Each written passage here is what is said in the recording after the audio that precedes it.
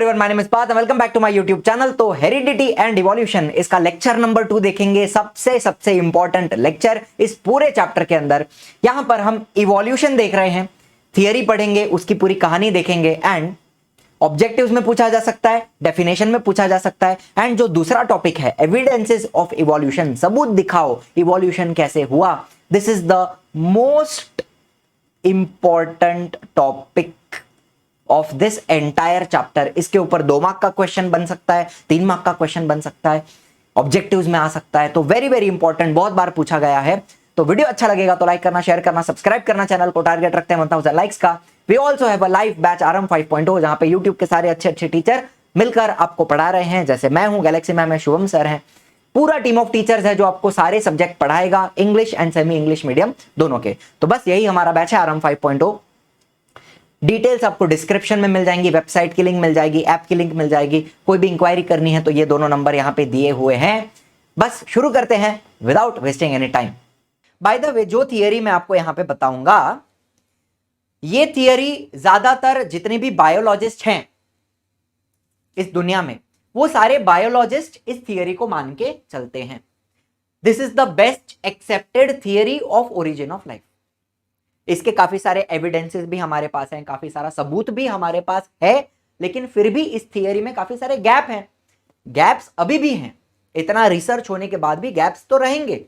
Because ये बात कितनी पुरानी है, ये बात कल परसों की थोड़ी है, ये 300 करोड़ साल पुरानी बात है। ऐसा हम मानते हैं कि लाइफ कब ओरिजिन हुई थी, 300 से 350 करोड़ साल पहले। तो बात बहुत पुरानी है। हम गए थे क्या देखने? नहीं, लेकिन हमारे पास एविडेंसेस भी हैं, सबूत है, फिर भी काफी सारे गैप्स भी हैं। लेकिन this is the best accepted theory for origin of life on earth. ठीक है, चलिए इस बात को हम थियरी मान के चल रहे हैं। पत्थर की लकीर है क्या जो मैं बताऊंगा? नहीं, थियरी मान के चल रहे हैं। क्या ऐसा हुआ होगा, हो सकता है, ऐसा हम मान के चल रहे हैं। ठीक है, तो कहानी की शुरुआत हम बहुत पहले से करेंगे, यूनिवर्स के ओरिजिन से। यूनिवर्स का जब जन्म हुआ, जिसको हम बिग बैंग बोलते हैं, 13.8 बिलियन ईयर्स अगो, वहां से हम शुरू करेंगे। बाय द वे, BYA मतलब बिलियन ईयर्स अगो, और वैसे ही MYA इसका क्या मतलब होगा? Million years ago. ठीक है, billion and million. Bye the way, billion मतलब क्या? 100 करोड़। अगर हम करोड़ की बात करें तो 100 करोड़ मतलब 1 बिलियन। ठीक है, तो उसी तरह से 13.8 का मतलब क्या हो गया? 1380 करोड़ साल पहले। बात समझ में आ रही है? हिसाब समझ में आ रहा है? 1380 करोड़ साल पहले की बात है। यूनिवर्स का जब जन्म हुआ, उस पॉइंट को, उस मोमेंट को हम क्या बोलते हैं? The big bang. बूम। इस तरह से एक सिंगल पॉइंट से, एक सिंगुलैरिटी से हमारे यूनिवर्स का जन्म हुआ, ऐसा हम मानते हैं। ऐसी हमारे पास थियरी है। मैं देखने को गया था क्या? नहीं, थियरी है। फिर धीरे धीरे गैलेक्सीज बनी, उसमें ही हमारी गैलेक्सी थी मिल्की वे, आकाश गंगा। मिल्की वे, मंदाकिनी मराठी में, 13.6 बिलियन ईयर अगो, मतलब 1360 करोड़ साल पुरानी है हमारी मिल्की वे। फिर उस मिल्की वे के अंदर सोलार सिस्टम बनी 4.6 बिलियन ईयर अगो। ये हमारी सोलार सिस्टम है, अर्ली सोलार सिस्टम। पहले तो काफी सारा डस्ट था यहां पे, आपको जैसा दिख रहा है डस्ट, अलग अलग गैसेस थे बहुत सारे। फिर धीरे धीरे वो डस्ट इकट्ठा होने लगी, फिर उसमें हमारा सन बना, धीरे धीरे प्लैनेट्स बने, एस्ट्रॉइड बने, बहुत सारी बातें धीरे धीरे बनने लगी। ठीक है, तो सोलार सिस्टम का जन्म हुआ करीब करीब 4.6 बिलियन ईयर अगो एंड उसमें हमारे अर्थ की शुरुआत हुई 4.5 बिलियन ईयर अगो। लेकिन आज जैसा अर्थ है, क्या तभी भी वैसा अर्थ था? नहीं, बहुत अलग था। ये जो अर्थ था, it was completely inhospitable. Inhospitable, बहुत खतरनाक कंडीशंस थी। आज का जो वीनस है, आज का जैसा हम वीनस मानते हैं, मतलब एकदम खतरनाक कंडीशंस, वैसी कंडीशंस अर्थ पे थी जब वो बना था। इसको हम प्रोटो अर्थ बोलते हैं। प्रोटो मतलब क्या? ध्यान से सुनना। प्रोटो मतलब प्रिमिटिव, प्रीमिटिव, या फिर सिंपली उसको मैं ओल्ड बोलूं तो भी समझ में आएगा। एकदम पुराना, एकदम बेसिक अर्थ, जिसके ऊपर कुछ नहीं था। कंडीशंस इतनी खराब थी, एक आग का गोला था, उसका पूरा सरफेस भी मोल्टन है, वोल्केनिक इरप्शन हो रहे हैं, आंधी आ रही है, तूफान आ रही है, खराब कंडीशन, मतलब वहां पे लाइफ हो ही नहीं सकती, वैसा कंडीशन था। अब धीरे धीरे ये प्रोटो अर्थ ठंडा होने लगा। पहले तो आग का गोला था, है ना, इसका पूरा सरफेस मोल्टन था, मेल्ट हो गया था, लिक्विड में था, लावा जैसा था पूरा। लेकिन धीरे धीरे वो ठंडा होने लगा। ठंडा होते होते इसके साथ एक और हादसा हो गया। क्या हो गया? एक्सीडेंट हो गया। एक छोटा मार्स के साइज का प्लैनेट था जिसका नाम था थिया। अच्छा, ये भी थियरी है, हम देखने गए थे क्या, मैं फोटो खींचा है क्या, ये नहीं, थियरी है, मान के चलो, इसके भी एविडेंसेस हैं हमारे पास। लेकिन हुआ ऐसा, कहानी ऐसी है कि अभी जो हमारा मंगल ग्रह है मार्स, उसके साइज का एक छोटा प्लैनेट था जिसका नाम था थिया। वो आके अर्थ के साथ टकरा गया। इसको हम बोलते हैं द बिग स्प्लैश।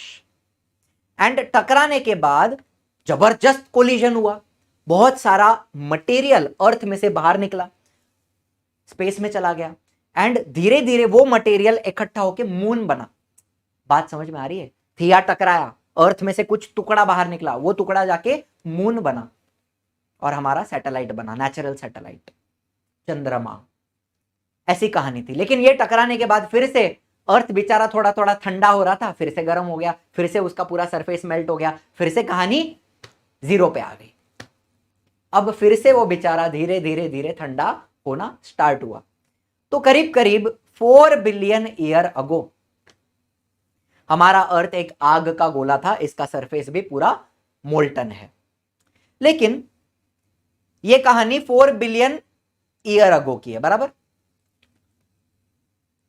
4 बिलियन मतलब कितना हो गया? 400 करोड़ साल। 400 करोड़ साल पहले अर्थ एकदम खतरनाक कंडीशन पे था, लावा था, पूरा लावा का गोला था। लेकिन 3.5 बिलियन ईयर अगो की बात करूं तो अर्थ में बहुत सारे चेंजेस आए थे। इनफैक्ट हमारे पास एविडेंस है, हमें कुछ फॉसिल्स मिले हैं। क्या मिले हैं? Fossils of bacteria. कुछ बैक्टीरिया के, कुछ यूनिसेल्यूलर ऑर्गेनिजम्स के फॉसिल्स मिले हैं जो ऑलमोस्ट 3.5 बिलियन ईयर ओल्ड हैं। मतलब एक ऐसी बात समझ में आ रही है कि अर्थ पे 350 करोड़ साल पहले लाइफ बन गई थी। इसका एविडेंस है हमारे पास, इसके फॉसिल्स हमें मिले हैं, बैक्टीरिया के, यूनिसेल्यूलर ऑर्गेनिज्म के। एंड वो फॉसिल्स कितने पुराने हैं? 350 करोड़ साल पुराने हैं, 3.5 बिलियन ईयर ओल्ड हैं। मतलब तभी लाइफ बनी थी अर्थ पे, लाइफ की शुरुआत हो चुकी थी। तो हम ऐसा बोल सकते हैं कि, मुद्दे पे आता हूं, 4 बिलियन एंड 3.5 बिलियन, इनके बीच में जो 500 मिलियन ईयर या फिर 50 करोड़ साल, 50 करोड़ साल ऐसे ही पकड़ो आप इसको, 500 मिलियन ईयर्स, ये जो 50 करोड़ साल का समय था 4 बिलियन एंड 3.5 बिलियन के बीच में, वहीं पे कुछ तो ऐसा हुआ होगा जिसमें से लाइफ बनी। बातें समझ में आ रही है? चलो, तो क्या हुआ होगा, क्या हुआ हो सकता है, इस पे आते हैं, चर्चा करते हैं, समझते हैं कि लाइफ कैसे बनी। नाउ उस जमाने में ना, अर्थ जैसे थोड़ा थोड़ा ठंडा हुआ, उसका सरफेस सॉलिड हुआ। पहले तो लावा था, मोल्टन सरफेस था, धीरे धीरे वो सॉलिड हुआ, वोल्केनिक इरप्शन हो रहे हैं, वोल्केनो समझते हो ना, तो उसमें से बहुत सारी गैसेस बाहर आई धीरे धीरे, एंड एक अर्ली एटमॉस्फेयर बना। क्या बना? अर्ली एटमॉस्फेयर, जिसमें ऑक्सीजन बिल्कुल भी नहीं था। ऑक्सीजन बहुत बाद में आया, ऑक्सीजन तो बहुत बाद में आया, बिल्कुल भी नहीं था तभी। ये जो अर्ली एटमॉस्फेयर था उसमें बहुत सारा धुआं है, गैसेस हैं, स्मोक है। कौन सी गैसेस थी? नाइट्रोजन था, वाटर वेपर था, methane, carbon dioxide, ammonia, hydrogen sulphide, ये सारी गैसेस उस जमाने में प्रेजेंट थी। एक अर्ली एटमॉस्फेयर अर्थ के ऊपर बन रहा था वॉल्केनिक इरप्शन से। ये वॉल्केनो दिख रहा है, उसमें से सारी गैसेस बाहर आ रही हैं, ठीक है। अब क्या हुआ, धीरे धीरे अर्थ और थोड़ा ठंडा हुआ एंड ये जो पानी था, वाटर वेपर, वो कूल होगा तो कंडेंस होगा, कंडेंस होके लिक्विड वाटर बना, बारिश आई, लाखों साल तक, लाखों नहीं लेकिन हजारों साल तक बारिश चलती रही। अर्थ जैसे जैसे ठंडा हुआ, ये सारा वाटर वेपर कूल हुआ, कंडेंस हुआ, बारिश आने लगी, तब जाके ओशंस बने। क्या बने? ओशंस। अर्थ के ऊपर लिक्विड वाटर आया, ठीक है, हजारों सालों तक बारिशें आते रही, अर्थ थोड़ा स्टेबल हुआ, ठंडा हुआ। तभी भी बहुत सारी एनर्जी थी। ये जो पानी है, ये जो ओशन है, इसके अंदर भी बहुत सारी एनर्जी है, गर्मी निकल रही है, लाइटनिंग आ रही है, आंधी तूफान सब चल रहा है, ठीक है, lot of energy is present. तो क्या हुआ होगा, ये जो समुंदर का पानी है, इसके अंदर कुछ सिंपल टाइप के ऑर्गेनिक एंड इनऑर्गेनिक कंपाउंड्स बने होंगे। मतलब ये अमोनिया है, हाइड्रोजन सल्फाइड है, कार्बन डाइऑक्साइड है, नाइट्रोजन है, ये सारी चीजें आपस में रिएक्ट करने लगी। जो गैसेस मैंने आपको बताई, ये आपस में रिएक्ट करने लगे, एलिमेंट्स आपस में रिएक्ट करने लगे एंड कुछ ऑर्गेनिक एंड इनऑर्गेनिक कंपाउंड्स बने होंगे which are required for life. For example sugars बन सकते हैं, ये ऑर्गेनिक हो गया, अमीनो एसिड बन सकते हैं, प्यूरिन, पिरिमिडिन। भाई साहब प्यूरिन क्या होता है? Nitrogen base. आपको मैंने एडेनिन बताया, एडेनिन, आपको मैंने ग्वानिन बताया, ए एंड जी, ये दोनों प्यूरिन्स होते हैं, इनको प्यूरिन्स बोला जाता है। एंड पिरिमिडिन्स में कौन आता है? Cytosine and thymine and uracil. अभी थाइमाइन डीएनए में है, यूरासिल आरएनए में है, फर्क इतना ही है। यूरासिल भी एक पिरिमिडिन है। Are you understanding? तो प्यूरिन बने, पिरिमिडिन बने, अमीनो एसिड बने, शुगर बने, फैटी एसिड बने, ग्लिसरॉल, अल्कोहल, कुछ ना कुछ बन रहा था। तो ये सारे सिंपल मॉलिक्यूल बने। कौन से मॉलिक्यूल बने? सिंपल वाले। यहां तक आपको मजा आ रहा है? बात समझ में आ रही है? कहानी बहुत पुरानी है, हम देखने गए थे नहीं, थियरी है, एविडेंसेस भी हैं, लेकिन कहानी है। कहानी के तौर पे समझिए इसको आप, कि पानी में ये सारे सिंपल मॉलिक्यूल्स बने, फिर यही मॉलिक्यूल्स इकट्ठा होकर complex compounds such as protein, nucleic acid may have formed from this simple compound. यही कंपाउंड इकट्ठा आकर कॉम्प्लेक्स कंपाउंड बनाने लगे। फॉर एग्जांपल शुगर्स को, मतलब मान लो ग्लूकोज ले लिया, ग्लूकोज को मैं अगर जोड़ते जाऊं, ग्लूकोज के मॉलिक्यूल्स को जोड़ते जाऊं, तो कहना इसे धीरे धीरे बड़े बड़े कार्बोहाइड्रेट्स बनेंगे। ग्लूकोज के मॉलिक्यूल्स को जोड़ जोड़ के कार्बोहाइड्रेट बनेंगे, पॉलीसैकेराइड्स बनेंगे। अमीनो एसिड को जोड़ जोड़ के कहना इसे प्रोटीन्स बन सकते हैं। Purine, pyrimidine, adenine, guanine, cytosine, thymine, ये सब आपस में आकर धीरे धीरे कहना इसे न्यूक्लिक एसिड बन सकते हैं। थियरी है, मान के चलो, एविडेंस भी है, लेकिन थियरी है, कहानी है, काफी सारे गैप्स भी हैं। And fatty acid and glycerol मिलकर एग्जाम्पल के तौर पे फैट बने। तो हमारे सेल में जितनी सारी चीजें रिक्वायर्ड है, वो थोड़ी थोड़ी बनते हुए दिखाई दे रही हैं। अब क्या हुआ होगा, पहले सिंपल चीजें बनी, उससे कॉम्प्लेक्स चीजें बनी। अब ये कॉम्प्लेक्स चीजें अगर इनको इकट्ठा किया जाए, first primitive type of cell may have been formed from mixture of different types of organic and inorganic compound। ये जितने भी कंपाउंड्स बन रहे हैं, अगर इनको इकट्ठा किया जाए और एक बाउंड्री दे दी जाए, इसके अंदर सारे ऑर्गेनिक एंड इनऑर्गेनिक कंपाउंड्स इकट्ठे हो गए एंड एक बाउंड्री आ गई। बाउंड्री मतलब एक सेपरेशन आ गया फ्रॉम आउटसाइड एनवायरनमेंट। एक सेल मेम्ब्रेन जैसा कुछ बना होगा एग्जाम्पल के तौर पे। तो ये बन गया आपका first primitive type of cell. Primitive मतलब एकदम ओल्ड, एकदम बेसिक सेल, एकदम बेसिक सेल, कुछ भी नहीं है उसके पास, सिर्फ कुछ कंपाउंड्स हैं, इकट्ठा आ गए हैं और एक बाउंड्री आ गई है। ऐसा एक प्रिमिटिव सेल बना होगा पानी के अंदर। इसको हम प्रोटो सेल भी बोल सकते हैं। क्या बोल सकते हैं? Proto cell, primitive cell, proto cell, है ना। Proto earth, primitive earth, proto cell, primitive cell. यहां तक बात में मजा आ रहा है? कहानी में दम है? थोड़ा तो दम है। आपके टेक्स्ट बुक में क्या बोला है कि according to this theory first living material protoplasm formed in the ocean. यहां पे ये लोग ने प्रोटोप्लाज्म लिखा है, हालांकि इसको प्रोटोप्लाज्म बोलना सही नहीं है। मुझे बताइए, जो सेल होता है उसके अंदर जो न्यूक्लियस होता है एंड और भी काफी सारी चीजें होती हैं, साइटोप्लाज्म होता है, सेल के अंदर जितनी भी चीजें हैं इंक्लूडिंग द न्यूक्लियस, इनको हम प्रोटोप्लाज्म बोलते हैं।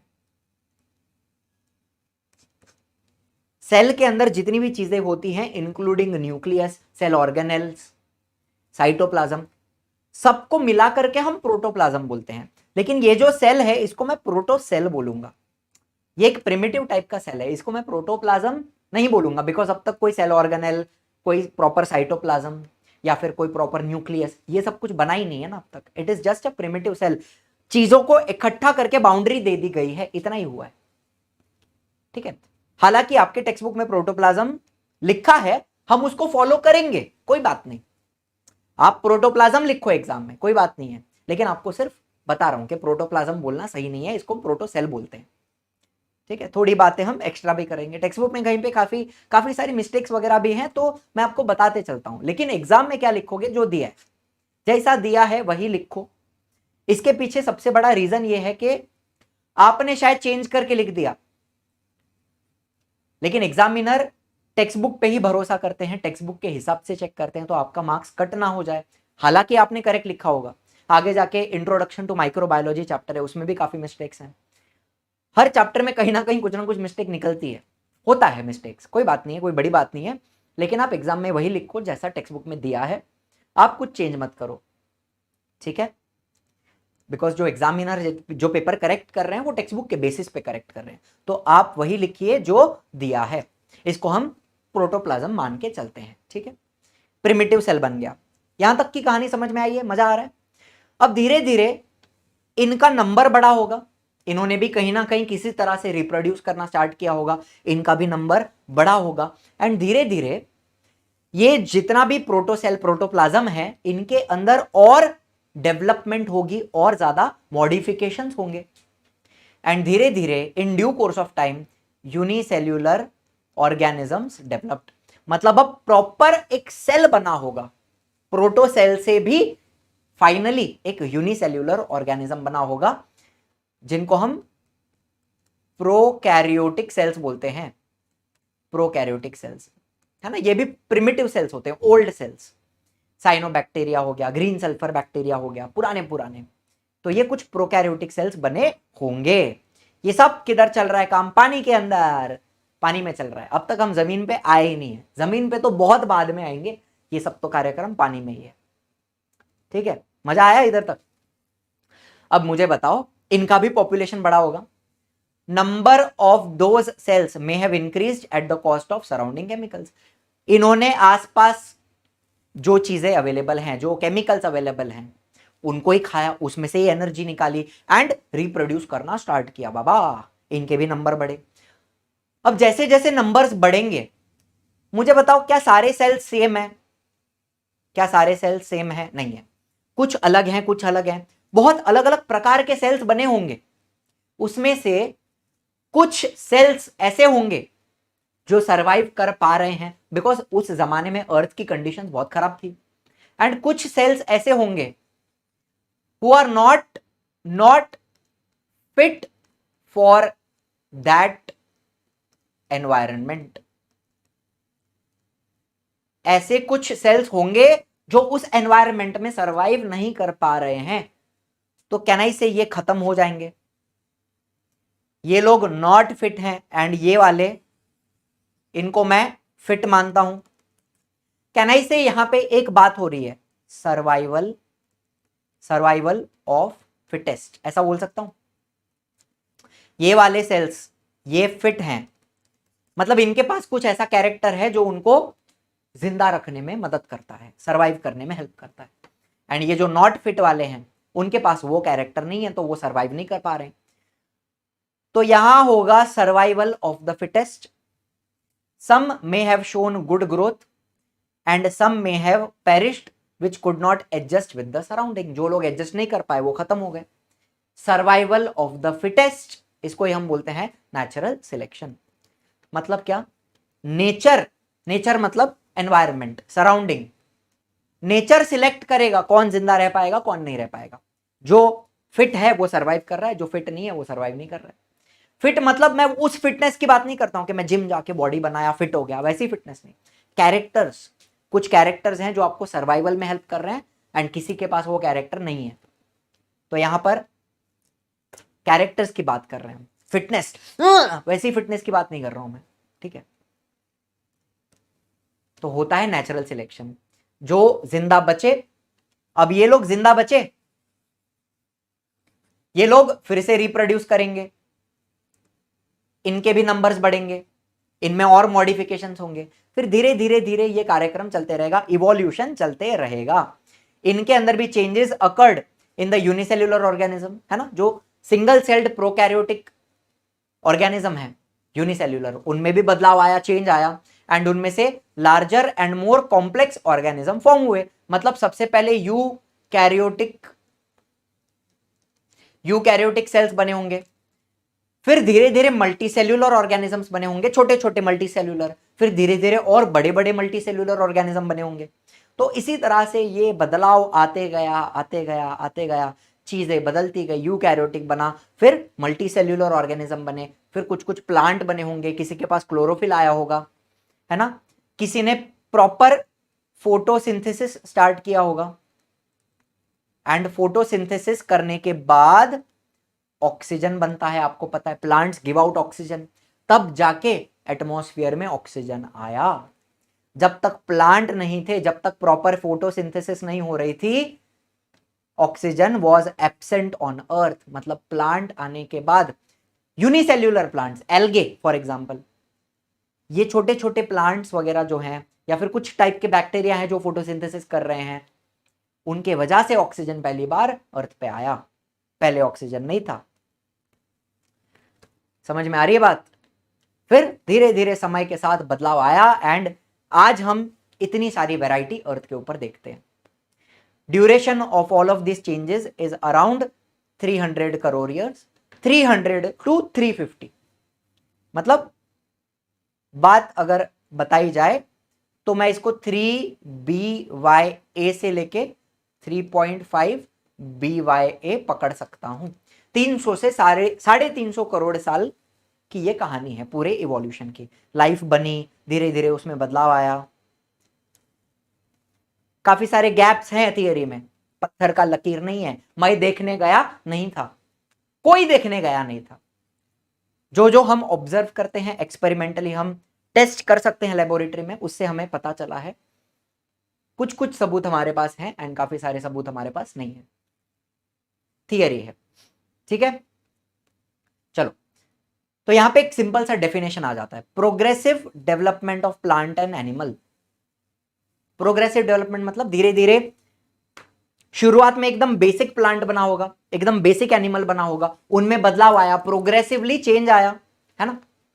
From ancestor having different structural and functional organisation. मतलब आपको एक बात बताऊं, मुझे बताओ आज का, ध्यान से सुनना, बड़े मजेदार डेफिनेशन में भी इतनी चीजें छुपी हुई है ना, आपको समझ में आएगा, मजा आ जाएगा. आज के जो प्लांट हैं एंड आज के जो एनिमल्स हैं, कैन आई से इनका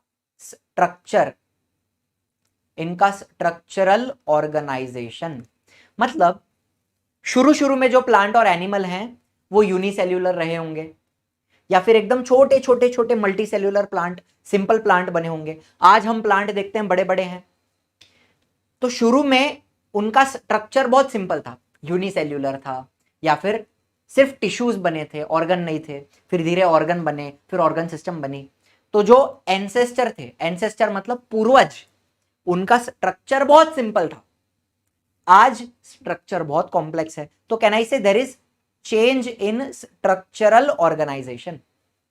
पहले सिर्फ सेल था, टिश्यू था, आज हम देखते हैं तो ऑर्गन बना, ऑर्गन सिस्टम बना. स्ट्रक्चरल ऑर्गेनाइजेशन में चेंज आया. अच्छा, फंक्शनल मतलब क्या? मुझे बताओ उस जमाने के एकदम सिंपल प्लांट होंगे, उनके बॉडी के अंदर बेसिक रिएक्शंस होते होंगे, एकदम बेसिक रिएक्शंस, मतलब उनके बॉडी के जो फंक्शंस हैं वो बहुत ही सिंपल रहे होंगे। शुरू के जो एनिमल्स हैं, अमीबा वगैरह ले लो, ये भी चलो अमीबा को हम एनिमल नहीं मानते, लेकिन एग्जाम्पल के तौर पे अमीबा ले लो, तो उसके अंदर बहुत ही बेसिक रिएक्शंस हो रहे हैं, उसके फंक्शंस बहुत बेसिक हैं। एंड मेरी बात करो, हमारी बात करो, ह्यूमंस की बात करो, हमारी बॉडी इतनी कॉम्प्लेक्स है, इतने सारे रिएक्शंस हो रहे हैं, हमारे बॉडी के फंक्शंस बहुत कॉम्प्लिकेटेड हैं। तो कैन आई से फंक्शनल ऑर्गेनाइजेशन में भी चेंज आया होगा। कितनी मजेदार बात है, देखो ना, प्रोग्रेसिव डेवलपमेंट हो रही है प्लांट और एनिमल में। फ्रॉम एंसेस्टर के पास simple structural and functional organization थी, आज complex structural and functional organization है। एंड इसी प्रोसेस को हम क्या बोलते हैं, इवोल्यूशन। बड़ी मजेदार डेफिनेशन है,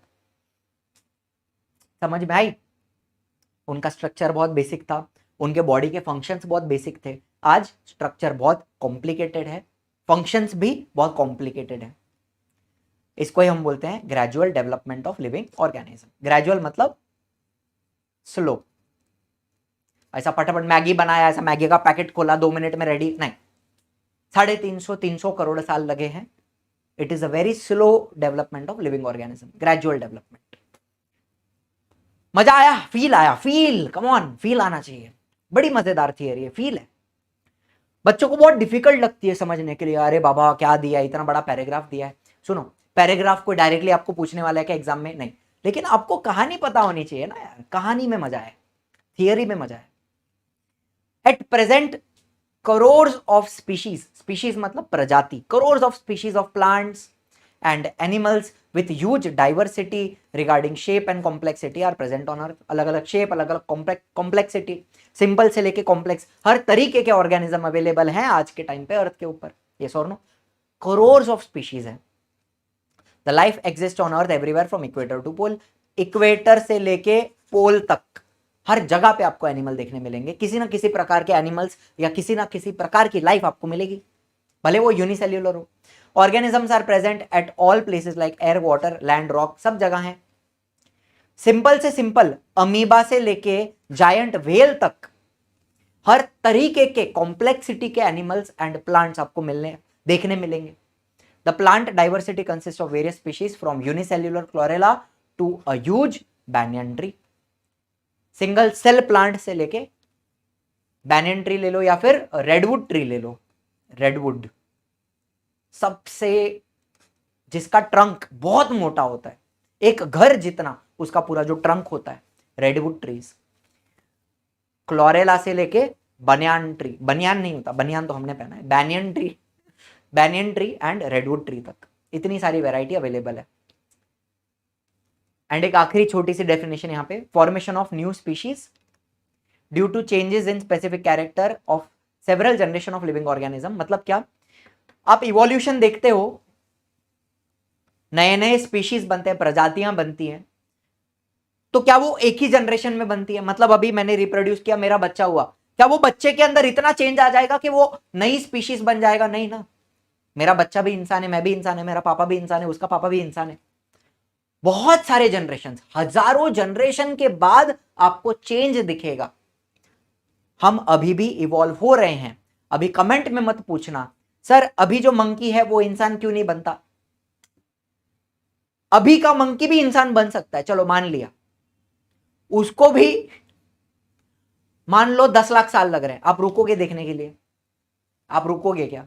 आज का मंकी भी इंसान बन सकता है, चलो मान लिया 10 लाख साल लगेंगे या 20 लाख साल लगेंगे, आप रुकने वाले हो देखने के लिए? तो कमेंट में मत पूछना सर मंकी इंसान क्यों नहीं बन रहा है, फालतू कमेंट आता है सर। वैलिड है कमेंट, कोई कमेंट फालतू नहीं होता, आपके दिमाग में डाउट आया, लेकिन एक बात समझो, evolution is a very slow process. कल रात को कपड़ा सुखाने को डाला, आज सूख गया, ऐसा नहीं है ना, एक दिन में नहीं होता है। 20 लाख साल रुको, देखो बंदर का इंसान बन सकता है अगर हम उन्हें बनने दे तो। इंसान भी बहुत स्वार्थी एनिमल है, जानवर है। क्या हम अभी सबसे सुपीरियर हैं अर्थ के ऊपर? क्या हम किसी और स्पीशीज को बनने देंगे सुपीरियर? क्या इसका कोई चांस है? एनीवे, तो नया स्पीशीज इमीडिएटली नेक्स्ट जनरेशन में बनता है? नहीं, उनके कैरेक्टर्स में चेंज आते हैं ओवर सेवरल जनरेशन, हजारों जनरेशन बाद धीरे धीरे चेंजेस आते हैं। एंड ये चेंजेस भी क्यों आते हैं? नेचुरल सिलेक्शन के वजह से। नेचुरल सिलेक्शन हम आगे पढ़ेंगे, डार्विन्स थियरी, तब आपको बताऊंगा। एंड यही स्लो प्रोसेस न्यू स्पीशीज के फॉर्मेशन का, ये स्लो प्रोसेस है, this is called as evolution. ठीक है, बहुत सारी बातें हमने आज इस थियरी में की है, बड़ी मजेदार थियरी रही है ये। एंड यहां पे मैं आपको एक शॉर्ट में पूरा सब कुछ लर्न करने की, टेक्स्ट बुक में बड़ा बड़ा पैराग्राफ बना के दिया, लर्न करने की जरूरत नहीं है, आप इसको सिंपल समझो। 350 करोड़ साल पहले, 3.5 billion year ago, no life, simple element in ocean, simple type of organic inorganic compound बने होंगे, complex compound like protein, nucleic acid बने होंगे from simple compound, primitive type of cell बने होंगे from mixture of organic inorganic compound. फिर इसमें से हम बोल सकते हैं some show good growth, some perish मतलब मर जाएंगे नेचुरल सिलेक्शन के हिसाब से। कुछ हैं जिनका ग्रोथ दिखेगा, कुछ का नहीं दिखेगा। फिर धीरे धीरे यूनिसेल्युलर ऑर्गेनिज्म फॉर्म, फिर ग्रेजुअल चेंज होगा, organism larger and more complex organism बनेंगे। Duration all of this changes is almost 300 crore years. तो एक सिंपल आपको बेसिक ओवरव्यू मैंने यहाँ पे दे दिया है, इतना भी आप अगर समझ लेते हो, समझ के चलते हो तो इनफ है। ठीक है, बताइए मजा आ रहा है पढ़ने के लिए? तो यही मजा लाइव में भी लिया जा सकता है। बहुत सारे बच्चे हैं जिन्होंने हमसे लाइव में पढ़ा है और बहुत अच्छा परसेंटेज स्कोर किया है। ये आपको मैं 2025 का रिजल्ट बता रहा हूं। Gunjan, she has scored 100% in her board exams. वैसे ही वेंकटेश है जिसने 100% स्कोर किया हुआ है, धनश्री है, अनुष्का है, ऐसे बहुत सारे बच्चे हैं जिन्होंने बहुत अच्छा परसेंटेज स्कोर किया है। 127 बच्चे हैं जो 90% के ऊपर मार्क्स लाए हैं। तो हमारे बैच में आरंभ 5.0 में आपको क्या मिलता है? बहुत सारी चीजें मिलती है, लेकिन सबसे इंपॉर्टेंट क्या फीचर है वो मैं आपको बताना चाहूंगा। एक तो लाइव क्लासेस रहेंगे, पूरा सिलेबस 2 बार कवर किया जाएगा, रिकॉर्डिंग मिल जाती है, कोई भी आपका लेक्चर मिस होता है तो आप बाद में देख सकते हो। लेकिन अगर डाउट आता है, वैसे तो लाइव लेक्चर में डाउट क्लियर हो जाते हैं, लेकिन उसके अलावा डाउट आता है तो यहां पर आपको एक IVR नंबर दिया जाएगा, एक नंबर दिया जाएगा जिसके ऊपर आप किसी भी टीचर से कॉल पे बात कर सकते हैं। जैसे कि मैं आपको पढ़ा रहा हूं तो मुझसे कॉल पे बात कर सकते हैं, गैलेक्सी मैम पढ़ा रही हैं तो उनसे आप बात कर सकते हो, शुभम सर हैं, एंड पूरी टीम ऑफ टीचर्स है। जिस किसी टीचर से आपको बात करनी है उसके सब्जेक्ट के रिगार्डिंग आप बात करके अपना डाउट क्लियर कर सकते हैं। One of the most important feature of our batch. इसके अलावा टेस्ट सीरीज है, ऑब्जेक्टिव एंड सब्जेक्टिव।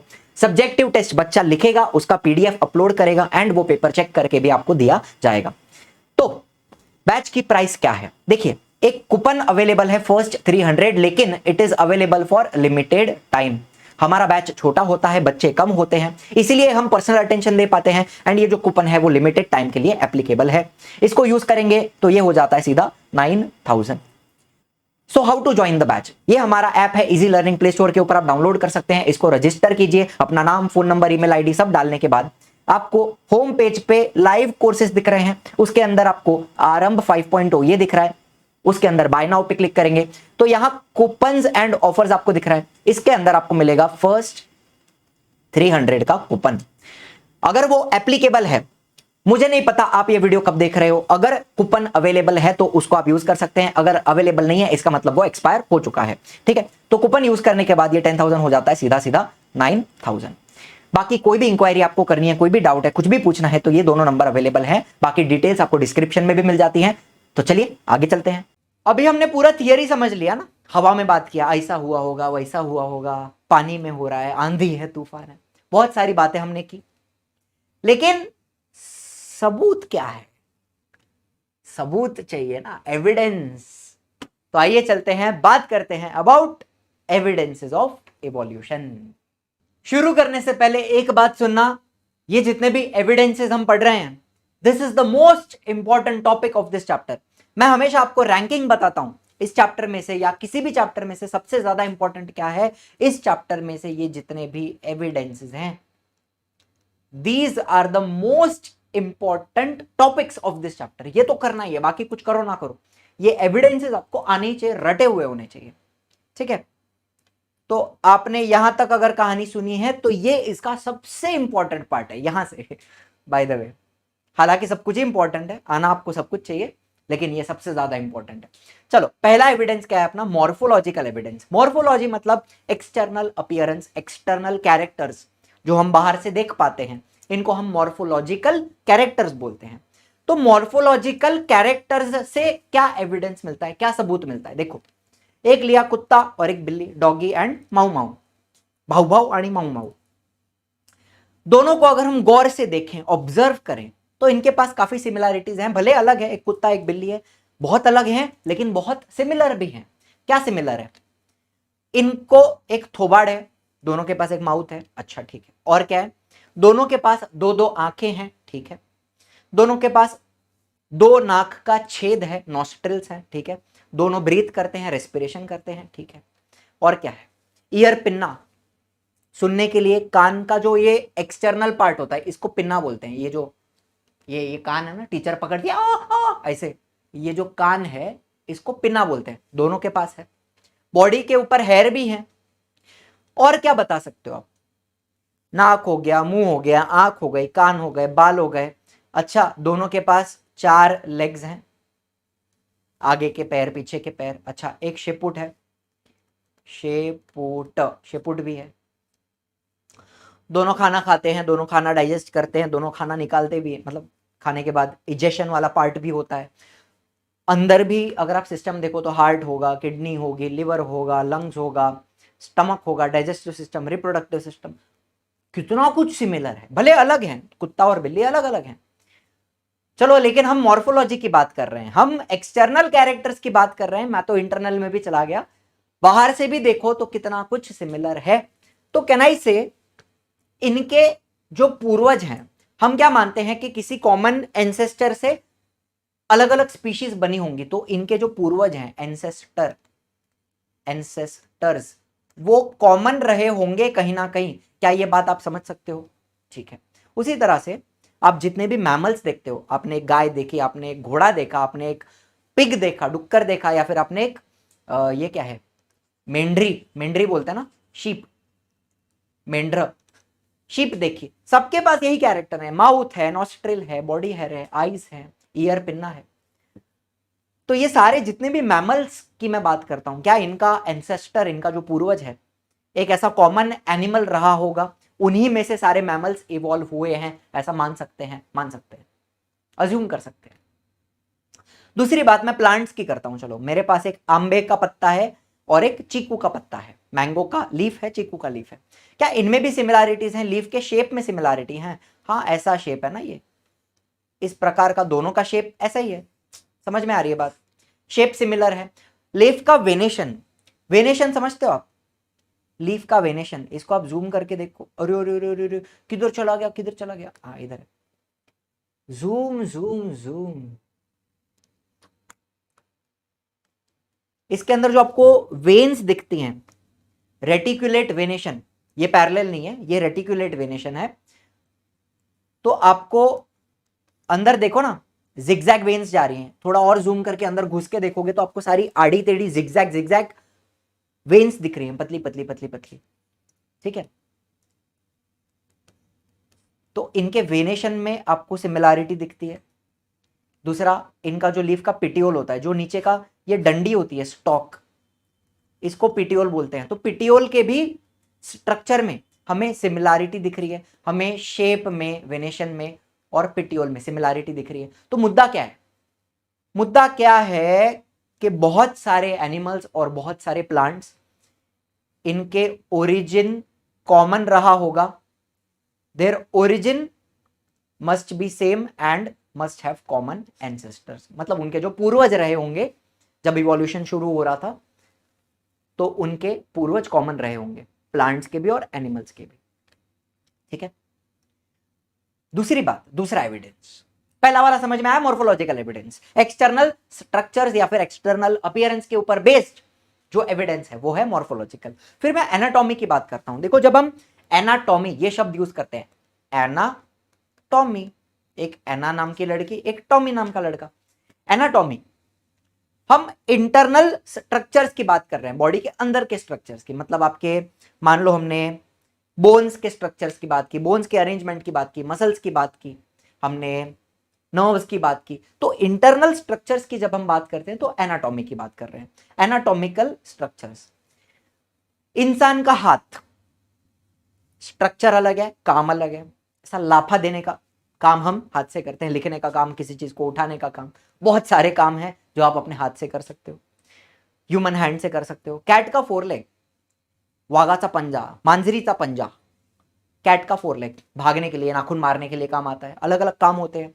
उसी तरह फ्लिपर ऑफ व्हेल, व्हेल का जो आगे का ये स्ट्रक्चर है इसको फ्लिपर बोलते हैं, इसको हम फिन नहीं बोलते। व्हेल एक मछली नहीं है, व्हेल एक मैमल है ना, एक प्रकार का मैमल है, एक्वेटिक मैमल है, तो उसको फिन्स नहीं होते, फ्लिपर है, फ्लिपर बोलते हैं इसको, ठीक है।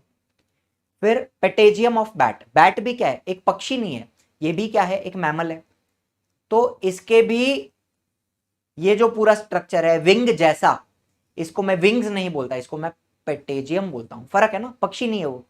विंग्स किसको होते हैं, पक्षी को होते हैं, एव्स को, बर्ड्स को होते हैं, ये बर्ड थोड़ी है, ये मैमल है। तो इसका जो स्ट्रक्चर है जिससे ये उड़ता है, इसको बोलते हैं पेटेजियम। अब ये सारे स्ट्रक्चर, ह्यूमन हैंड हो गया, कैट का 4 लेग हो गया, फ्लिपर ऑफ व्हेल हो गया, पेटेजियम ऑफ बैट, सारे अलग अलग स्ट्रक्चर्स हैं। बाहर से तो अलग दिखते हैं, एक्सटर्नली डिफरेंट है और उनका फंक्शन भी डिफरेंट है। लेकिन देखो हमने क्या बोला है, there is no superficial similarity. Superficial मतलब ऊपर ऊपर से तो अलग दिख रहे हैं, सुपरफिशियल मतलब ऊपर से देखना। अगर आप चारों को ऊपर से देखो अलग दिख रहे हैं, सबका फंक्शन अलग है, एक का उड़ने का है, एक का स्विमिंग है, एक का भागने का है, नाखून मारने का है, एक का काम करने का है, सो डिफरेंट फंक्शंस हैं। लेकिन अगर हम एनाटॉमी की बात करें, however there is similarity in structure of bones and bony joints. अंदर बोन्स के स्ट्रक्चर को आप देखते हो, अरेंजमेंट को आप देखते हो, तो यहां पे आपको सिमिलैरिटी दिखती है। अब आपको एक बात बताता हूं, थोड़े कुछ नाम यहां पे बताना चाहूंगा। ये जो आपका यहां से लेके यहां तक, शोल्डर से लेके एल्बो तक का बोन होता है, ये वाला, इसको आप बोलते हो ह्यूमरस। ह्यूमेरस। किसी चीज को हम फनी बोलते हैं तो ओह सो ह्यूमरस, वो वाला ह्यूमरस अलग, ये वाला ह्यूमरस अलग, स्पेलिंग भी अलग है, ठीक है। ह्यूमेरस, ह्यूमरस। फिर आपका जो 4 आर्म्स है उसमें 2 बोन्स होते हैं, एक ये वाला थोड़ा, इसको बोलते हैं रेडियस, और ये वाला जो थोड़ा पतला है ना, नीचे आपको यहां पे पतला दिख रहा है, इसको बोलते हैं अल्ना, रेडियस एंड अल्ना। फिर आपकी जो रिस्ट है, रिस्ट में भी बोन्स होते हैं यहां पे, इनको बोलते हैं कार्पल्स। उसके बाद ये जो बोन्स हैं यहां पे, आपका जो पंजा है, बेसिकली पाम है, पाम, पाम में हम बोलते हैं मेटाकार्पल्स, ये वाले मेटाकार्पल्स। एंड उसके बाद आपकी जो फिंगर्स आती हैं उनको हम बोलते हैं फलैंजेस। ये मैं इतना क्यों बता रहा हूं, बताता हूं, ठीक है। कुछ बोन्स आपको मैंने बताया, यहां का ये शोल्डर का बोन हो गया, ह्यूमरस हो गया, रेडियस अल्ना हो गया, कार्पल्स हो गए, मेटाकार्पल्स हो गए, फैलेंजेस हो गए, कुछ बोन्स आपको मैंने बताया। यही अरेंजमेंट क्या आपको कैट के 4 लेग में भी दिखाई दे रही है, क्या वेल के फ्लिपर में दिख रही है, क्या बैट के पटेजियम में दिख रही है, सब जगह पे ऐसी ही। देखो थोड़ा शेप अलग हो सकता है, साइज अलग हो सकती है, कैट इतनी सी है, बैट इतना सा है, व्हेल इतना बड़ा है, इंसान इतना है, शेप अलग होगा, साइज अलग होगी, लेकिन जो अरेंजमेंट है, एक ह्यूमरस हो गया, एक रेडियस अल्ना हो गया, कुछ कार्पल्स हो गए, फिर थोड़े मेटाकार्पल्स हो गए, फिर ये फलैंजेस हो गए। अरेंजमेंट, एक तरह से अरेंजमेंट आपको सिमिलर दिखती है। Structure of bones and bony joints is similar, joints भी सिमिलर हैं देखा जाए तो। ये ह्यूमरस हो गया, रेडियस अल्ना हो गया, ये इसके कार्पल्स हो गए, ये मेटाकार्पल्स, फिर ये यहां से फलैंजेस हो गए। आर यू अंडरस्टैंडिंग, बात समझ में आ रही है आपको। तो ये क्या हो गया, एनाटॉमिकल एविडेंस। तो इससे क्या सिद्ध होता है, इससे क्या पता चलता है हमें, इससे हमें this similarity indicates that those animals may also have common ancestor. तो इतने एनिमल्स, मैमल्स ही थे ना सारे, इंसान था, बिल्ली थी, बैट था, व्हेल थी, सारे मैमल्स हैं, तो इनका पूर्वज, इनका एंसेस्टर कॉमन रहा होगा, एक पूर्वज में से ये सारे इवॉल्व हुए हैं, ऐसा हम मान के चलते हैं। ज्यादा ही डिटेल में बता रहा हूं क्या, अच्छी बात है लेकिन समझ में आना चाहिए, है ना, मजेदार बात है। चलो वेस्टिजियल ऑर्गन्स की बात करते हैं, ये भी बहुत मजेदार है, इंटरेस्टिंग है। अब मान लो इंसान के इवोल्यूशन की बात करें, ह्यूमन इवोल्यूशन की, तो शुरू में कुछ मंकी लाइक एनिमल्स थे, ध्यान से सुनना, मंकी लाइक एनिमल्स। मैं मंकीज की बात नहीं करता हूं, मैं मंकी लाइक एनिमल्स की बात कर रहा हूं जो हमारे पूर्वज रहे होंगे बहुत सालों पहले, 7 करोड़ साल पहले की बात है ये, ठीक है। Human evolution began 7 crore years ago. तो तभी कुछ मंकी लाइक एनिमल्स थे जो पेड़ों पे रहते थे, जिनके पास टेल थी। टेल क्या करती है, ये जो टेल है, शेपुट है, ये उसको सपोर्ट देती है, बैलेंसिंग में हेल्प करती है, ब्रांच को पकड़ने में हेल्प करती है, ग्रैब करने में हेल्प करती है, काफी सारे फंक्शंस होते हैं टेल के। लेकिन आपको पता है धीरे धीरे एनवायरमेंट में चेंजेस आए, ट्रीज कम हो गए, ग्रासलैंड ज्यादा हो गया, तो ये जो मंकी लाइक एनिमल्स थे इनको जबरदस्ती फ्लैट ग्रासलैंड में रहना पड़ा, जहां पे पेड़ कम थे, घास ज्यादा थी, प्लेन फ्लैट प्लेन ज्यादा था। तो ये एनिमल्स पेड़ों से उतरे और जमीन पे रहने लगे। फिर अभी ऐसा ऐसा कब तक चलेगा, तो धीरे धीरे ये सीधे होने लगे। तो सीधे होने लगे, उनकी बैक स्ट्रेट हो गई, अब वो 2 पैरों पे चलने लगे, तो उनके टेल का काम खत्म हो गया। तो धीरे धीरे क्या हुई, इनकी टेल धीरे धीरे धीरे करके टेल क्या हुई, टेल डिसअपियर हुई धीरे धीरे। रातों रात 2 मिनट में मैगी के जैसा डिसअपियर होगा क्या, नहीं नहीं, बहुत टाइम लगा, समय लगा होगा, हजारों लाखों साल लगे होंगे। तो धीरे धीरे टेल डिसअपियर हुआ। तो मुद्दा क्या है, मुद्दा यह है कि किसी भी नए स्ट्रक्चर का सडन डेवलपमेंट नहीं होता, या फिर सडनली कोई चीज गायब नहीं हो जाती, बहुत टाइम लगता है। Sudden development of new tissues और organs for living in changing environment is not possible. कोई नया टिश्यू या नया ऑर्गन सडनली डेवलप नहीं होता, या फिर सडनली गायब भी नहीं हो जाता, बहुत समय लगता है ना। Existing organs undergo gradual changes over many generations. काफी जनरेशंस लगी होंगी इस टेल को गायब होने के लिए। बात आपको समझ में आ रही है? पहला पॉइंट आपको एकदम क्लियरली समझ में आया। Sudden development of new tissues और ऑर्गन्स इज नॉट पॉसिबल। धीरे धीरे organs undergo gradual changes.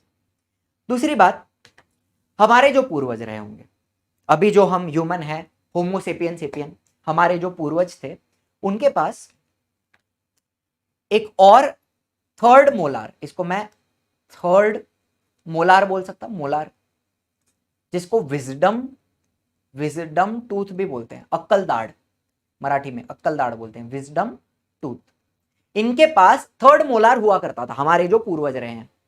Because ये कच्चा खाना खाते थे, रॉ फूड खाते थे, तो उनको बहुत ज्यादा चबाने की जरूरत पड़ती थी, जॉ में चबाने की बहुत रिक्वायरमेंट होती थी, तो उनके पास थर्ड मोलार होता था। लेकिन अब हम खाना पका के खाते हैं, नरम खाना खाते हैं, सॉफ्ट फूड खाते हैं, न्यूट्रिशियस फूड खाते हैं, तो हमें उतना चबाना नहीं पड़ता, हम आराम से उसको चबाकर मिक्स करके आराम से खा लेते हैं, सॉफ्ट होता है अपना खाना। तो अपने को ये थर्ड मोलार का जरूरत नहीं है। तो अभी धीरे धीरे क्या हो गया, अच्छा इस पॉइंट पे मैं एक और बार फिर से आऊंगा, एक बार 1 मिनट के लिए पीछे चलो।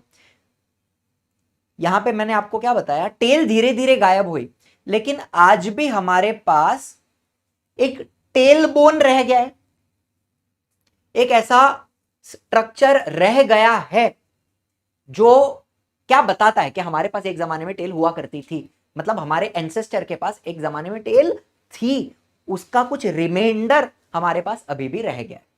क्या रह गया है? एक टेल बोन, एक बोन होता है छोटा, उसके बारे में आगे बात करूंगा, ठीक है।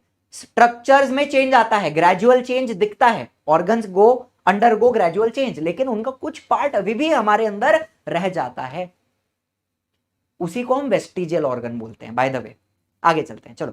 फिर यहां पे मैंने आपको विजडम टूथ की बात करी, कच्चा खाना खाते थे तो विजडम टूथ की जरूरत थी, लेकिन अभी वो विजडम टूथ चला गया, मेरे पास नहीं है, मैंने चेक किया, मैंने मिरर में जाके आया करके देखा, मेरे पास 2 ही मोलार है। किसी किसी के पास विजडम टूथ गलती से निकल जाता है, तो उनको बहुत पेन होता है, तो उनको विजडम टूथ का एक्सट्रैक्शन करना पड़ता है, निकलवाना पड़ता है। ज्यादातर लोगों के पास होता ही नहीं है। अगर आप चेक करो ना, आप खुद चेक करो, जाओ मिरर में देखो, करके देखो, आपको आपका थर्ड मोलार दिख रहेगा।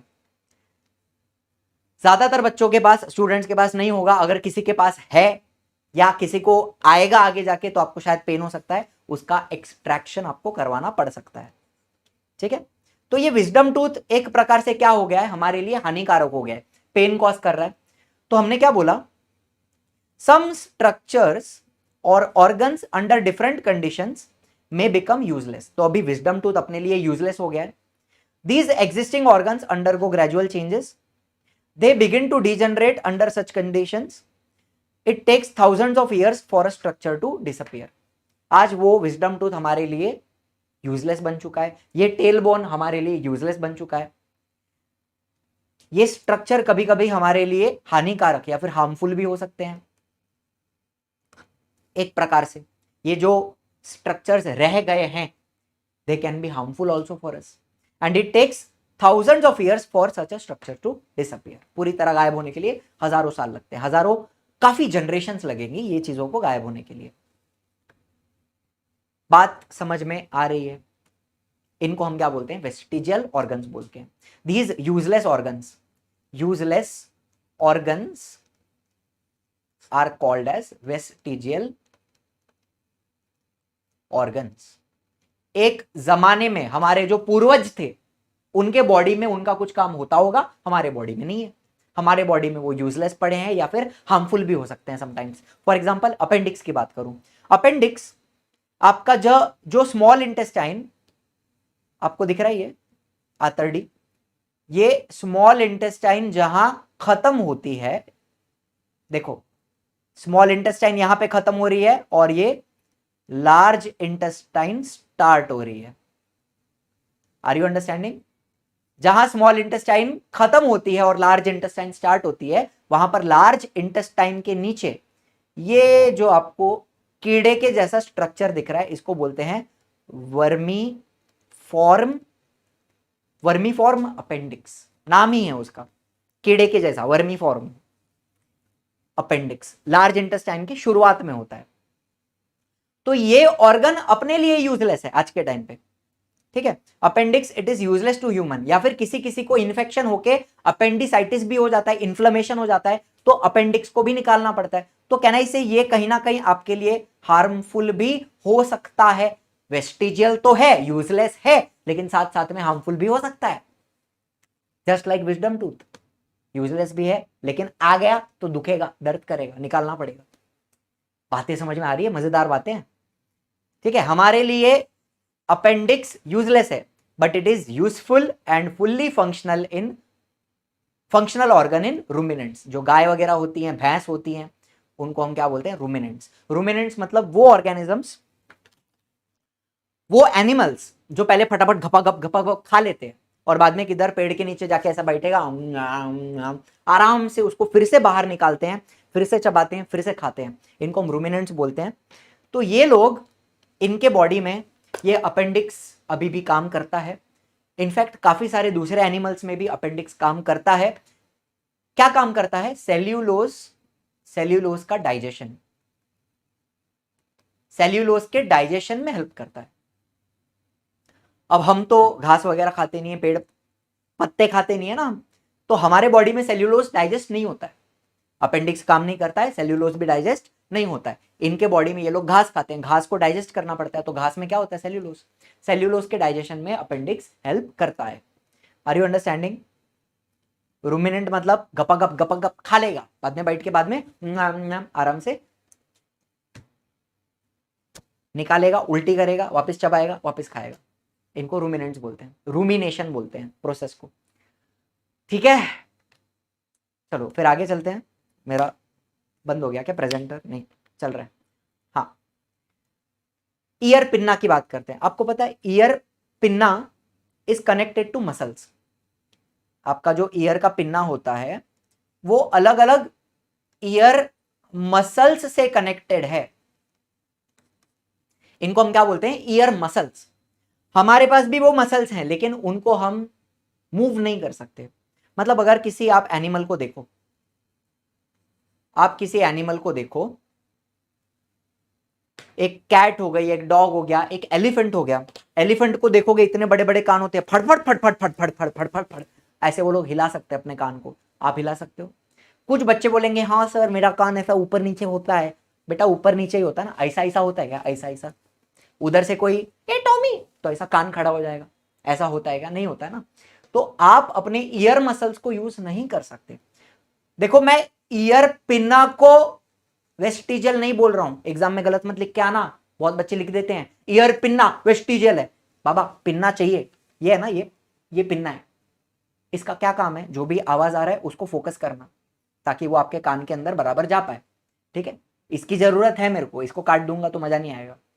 लेकिन इसके जो मसल्स हैं पीछे के, जिन मसल्स से ये कैट और डॉग अपने कान को हिला पाते हैं, वो मसल्स हमारे लिए वेस्टिजियल है। फर्क समझिए, पिन्ना यूजफुल है, पिन्ना चाहिए मुझे, लेकिन इसके जो मसल्स हैं वो यूजलेस हैं हमारे अंदर। Are you understanding? The muscles of ear pinna they are useless to human but they are useful in other animal for movement of ear pinna. Pinna को यूजलेस मत बोल देना कहीं पे। पिन्ना के जो मसल्स हैं आगे पीछे के, वो हमारे लिए यूजलेस हैं, लेकिन एनिमल्स में काम करते हैं। ये अपने कान को ऐसे ऐसे मूव कर सकते हैं, ऊपर नीचे आगे पीछे। कुत्ता दुखी हो जाएगा तो कान ऐसे नीचे हो जाते हैं, फिर वापस उसको करोगे तो कान खड़े हो जाते हैं। समझ रहे हो बात? समझ रहे हो? बड़े समझदार हो आप, आई होप समझ गए होगे। उसी तरह से कैसा बेचारे को नंगा करके खड़ा किया, देखो चड्डी भी नहीं दिया। बनाते क्या एक चड्डी? चलो एक छोटा चड्डी बनाते हैं इधर, बरमुडा। चल काहीतरी एवढा शेम नको वाटायला त्याला, है ना? चल चड्डी बनाए एक। अभी इसका पेल्विक गर्डल आप देखो, ये जो हिप बोन जिसको बोलते हैं, इसको बोलते हैं पेल्विक गर्डल। उसमें सबसे नीचे अगर आप देखोगे तो आपको ये छोटा सा बोन दिखेगा, it is the tail bone, it is also called as coccyx, या फिर आप उसको कॉकिक्स भी बोलो चलेगा, कॉक्सिक्स कॉकिक्स कोई बात नहीं है। तो ये हमारे लिए वेस्टिजियल है। मतलब एक जमाने में टेल यहां से शुरू होती थी, टेल इसको अटैच होती थी, लेकिन अब हमारे पास टेल नहीं है, तो ये हमारे लिए क्या है? Coccyx is also vestigial, useless organ है, ठीक है? Tail bone. चलो उसी तरह बॉडी हेयर, हम कपड़ा पहनते हैं, हम जैकेट पहनते हैं, विंड शीटर पहन लेते हैं, हम स्वेटर पहन लेते हैं, बहुत कुछ पहन लेते हैं। बॉडी हेयर का क्या काम क्या होता है? इंसुलेशन, ठंडी से बचाने का काम होता है। अभी एनिमल्स तो कपड़ा पहन के नहीं घूमते ना, तो उनके पास कपड़ा क्या है? उनका बॉडी हेयर उनका कपड़े के जैसे ही है ना, बॉडी को ठंडी से बचाता है, इंसुलेशन प्रोवाइड करता है, गर्मी देता है। अभी हम तो कपड़ा पहन के घूम रहे हैं, तो अपने लिए बॉडी हेयर कैसा हो गया है? एक तरीके से वेस्टिजियल है। नहीं होगा तो भी, इनफैक्ट ज्यादातर लोग तो शेव ही कर देंगे, शेव कर देंगे, या तो वीट लगाएंगे, या क्या क्या करते हैं, लेजर ट्रीटमेंट करा लेते हैं, डर्मेटोलॉजिस्ट के पास जाके लेजर से निकलवा देते हैं अपने सारे बाल। तो बॉडी हेयर हमारे लिए क्या हो गया है? ये भी वेस्टिजियल है। और विजडम टीथ, ये भी हमारे लिए वेस्टिजियल है। तो ये सारे एग्जांपल हो गए यूजलेस ऑर्गन्स के। डीजेनरेटेड मतलब क्या? जिनका साइज छोटा हो गया है। एक जमाने में ये अपेंडिक्स बड़ा भी होता होगा, उसकी साइज बड़ी होती होगी, लेकिन अभी वो डीजनरेट होके छोटे हो गए हैं। ईयर के मसल्स भी ज्यादा पावरफुल होते होंगे, लेकिन अभी छोटे छोटे हो गए हैं, यूजलेस हो गए हैं। तो मैं उनको बोलता हूं डीजनरेटेड, जिनकी साइज छोटी हो गई है और अंडर डेवलप हो गए हैं, स्ट्रक्चर उनका छोटा हो गया है, उनका फंक्शन कम हो गया है, अंडर डेवलप हो गए हैं। Such useless organs are called as vestigial organs. मजेदार टॉपिक है, आई होप एकदम क्लियरली समझ में आया है। ये आपकी डेफिनेशन हो गई 1 मार्क की, याद रख लेना, ये डेफिनेशन बहुत जरूरी है। चलो आगे चलते हैं, पेलियंटोलॉजिकल एविडेंस की बात करते हैं। पेलियंटोलॉजिकल एविडेंस मतलब फॉसिल्स से मिलने वाला एविडेंस। फॉसिल कैसे बनते हैं? देखो, large number of organisms get buried. अब उस जमाने में जब डायनासोर्स हुआ करते थे या वुली मैमथ हुआ करते थे, तो उस जमाने में आइस एज आ गया, कुछ आंधी आ गई, तूफान आ गया, अर्थक्वेक हो गया, लैंडस्लाइड हो गई, वॉल्केनिक इरप्शन हो गया। तो बहुत सारी चीजों के वजह से ये एनिमल्स जमीन में धंस जाते हैं, बरी हो जाते हैं। वॉल्केनिक इरप्शन में से बहुत सारा स्मोक, ऐश सब बाहर आती है। आपको एक होमवर्क देता हूं छोटा सा, मजा आएगा आपको। एक सिटी है पोम्पेई, उसके बारे में सर्च करो, वहां क्या हुआ था। ठीक है, पोम्पेई के बारे में रिसर्च करो, आपको मजा आएगा थोड़ा। चलो थोड़ी थोड़ी एक्स्ट्रा बातें बताते चलता हूं। तो वॉल्केनिक इरप्शन से भी बहुत सारी ऐश, ऐश मतलब राख, बाहर आती है। एनिमल्स उस राख के अंदर भी धंस जाते हैं, बरी हो जाते हैं। उसी तरीके से फ्लड आ गई, फ्लडिंग आ गई तो भी एनिमल्स मिट्टी के अंदर धंस गए, जमीन के अंदर धंस गए, या फिर अंडर वाटर चले गए, लैंडस्लाइड हो गए इस तरह से। तो उस जमाने में मरे हुए एनिमल्स, उनके कुछ कुछ रेमनेंट्स हमें आज मिल सकते हैं। रेमनेंट्स मतलब उनके बॉडी का कुछ बचा हुआ पार्ट। ठीक है, उनके कुछ रेमनेंट्स या फिर impressions of such organisms remain preserved underground. Sir remnant तो समझा, हड्डी वगैरह जो होती है उसको हम रेमनेंट बोलते हैं। इंप्रेशन मतलब क्या पता है? By the way, remnant and impression are called as fossils. Remnant और impressions of animals are called as fossils. Impression क्या होता है पता है?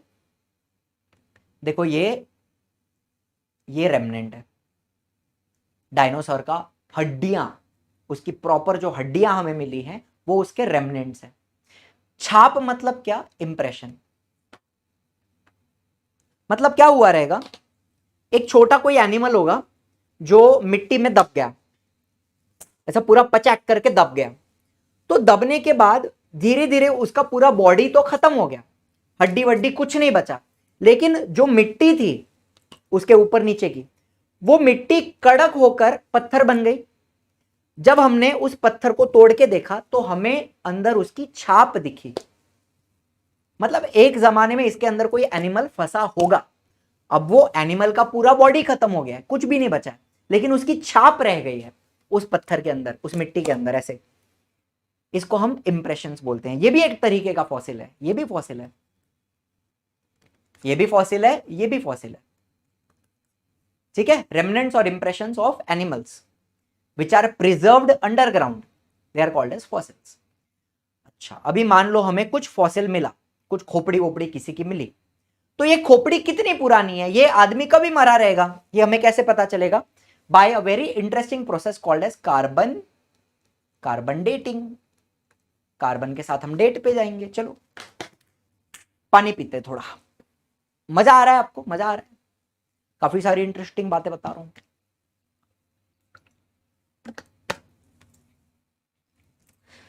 चलो, शूट करते करते भी मुझे लग रहा है कि काफी अच्छा पढ़ा रहा हूं। आई होप आप लोग को भी ऐसा ही लगेगा देखते वक्त। कार्बन डेटिंग, ये खोपड़ी कितना पुराना है, कभी मरा, आइए समझते हैं। बहुत ही इंटरेस्टिंग प्रोसेस है, थोड़ी केमिस्ट्री समझनी पड़ेगी यहां पे आपको। आपको पता है कार्बन 12 C12 जिसको हम बोलते हैं, इसका एटॉमिक मास 12 रहेगा। मतलब ये आपका जो नॉर्मल कार्बन है, सादा सूदा कार्बन, इसमें 6 प्रोटॉन रहेंगे और 6 न्यूट्रॉन रहेंगे, तब जाके इसका एटॉमिक मास 12 हुआ, बराबर? 6 प्रोटॉन 6 न्यूट्रॉन। अब क्या होता है, कभी कभी अर्थ का जो अपर एटमॉस्फेयर है, जहां पे कॉस्मिक रेज हिट करती हैं, कॉस्मिक रेज क्या होती हैं? प्रोटॉन्स होते हैं, बेसिकली प्रोटॉन्स की रेज होती हैं, जो ऊपर अपर एटमॉस्फेयर में जो नाइट्रोजन होता है उसको जाके मारती है। ठीक है,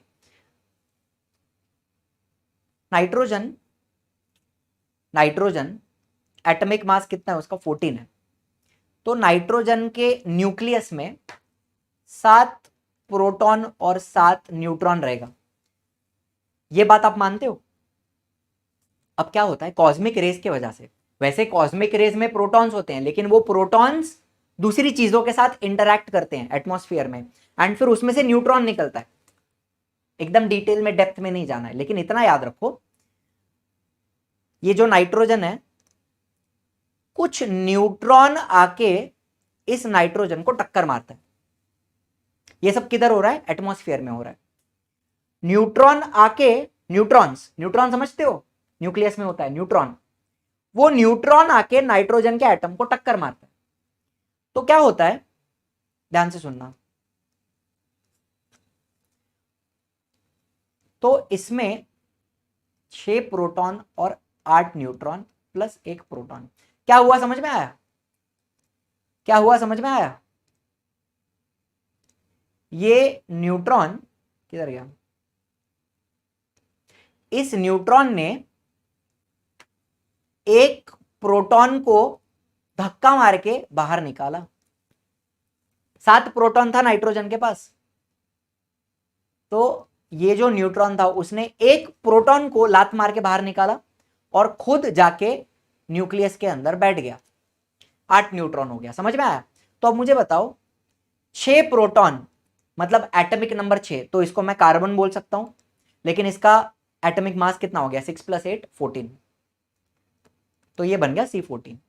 it is a isotope of carbon. अरे आइसोटोप समझते हो? जिसका एटॉमिक नंबर सेम होता है, एटॉमिक मास नंबर अलग होता है। तो एटॉमिक नंबर 6 है लेकिन मास कितना हो गया? 14 हो गया। बात समझ में आई?